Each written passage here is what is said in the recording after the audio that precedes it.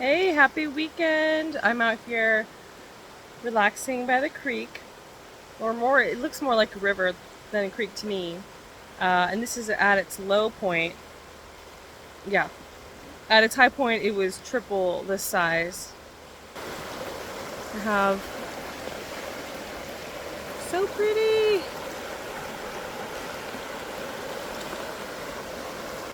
We had some thunder showers. It's been a really wet summer, and that's resulted in tons of wild fruits.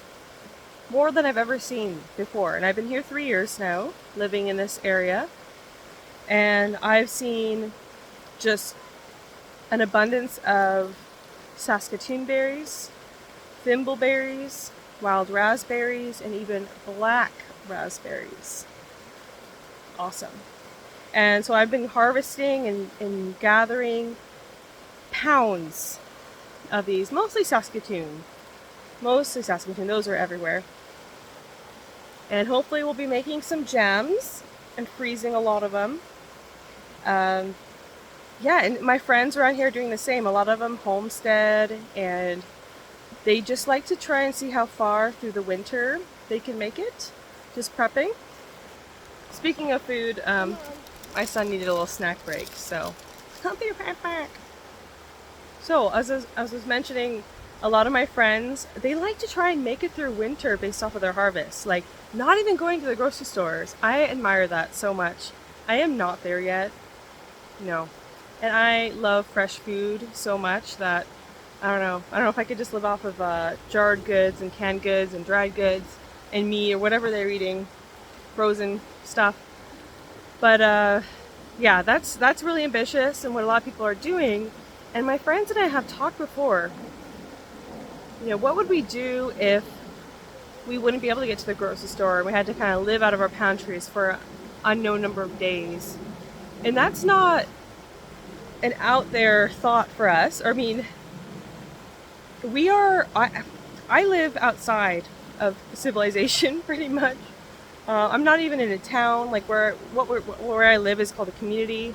It's, you know, maybe 1,000 people in this area, tucked away in the woods.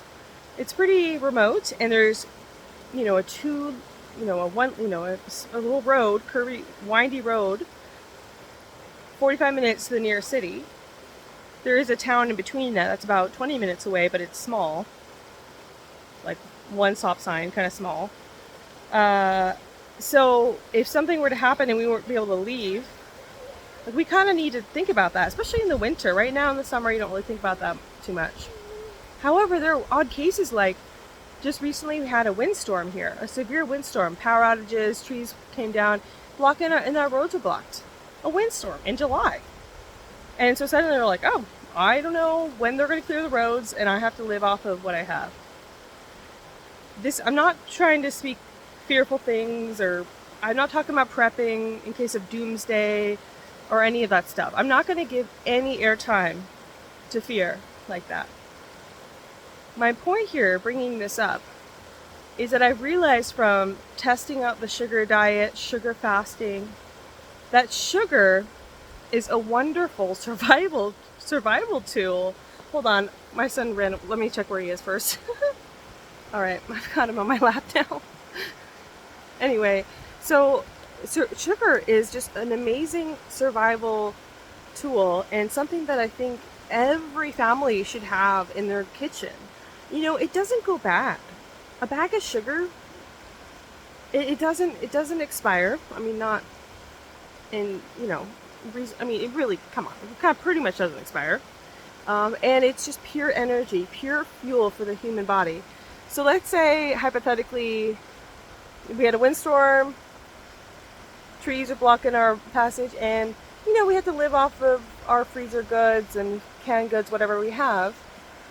Sugar could be a great supplement and keep us going, give us that energy so we don't get hangry and weak and tired. It just fuels your cells.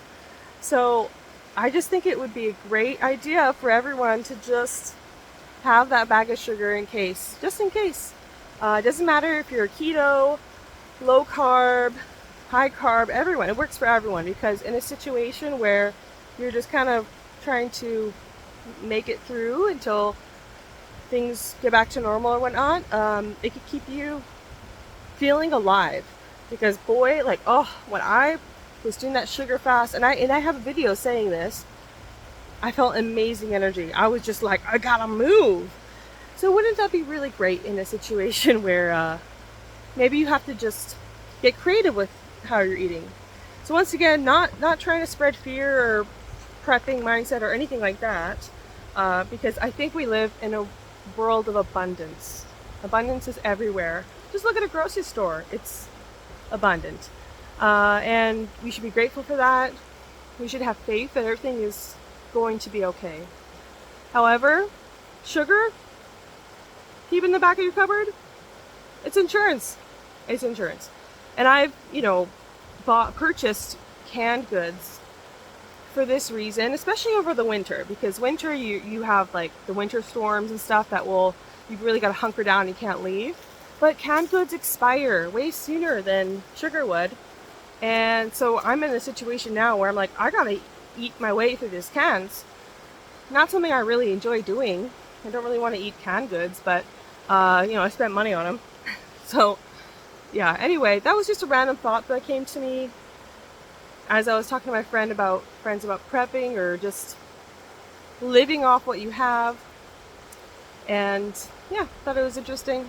I think sugar is underused for this kind of survival purpose.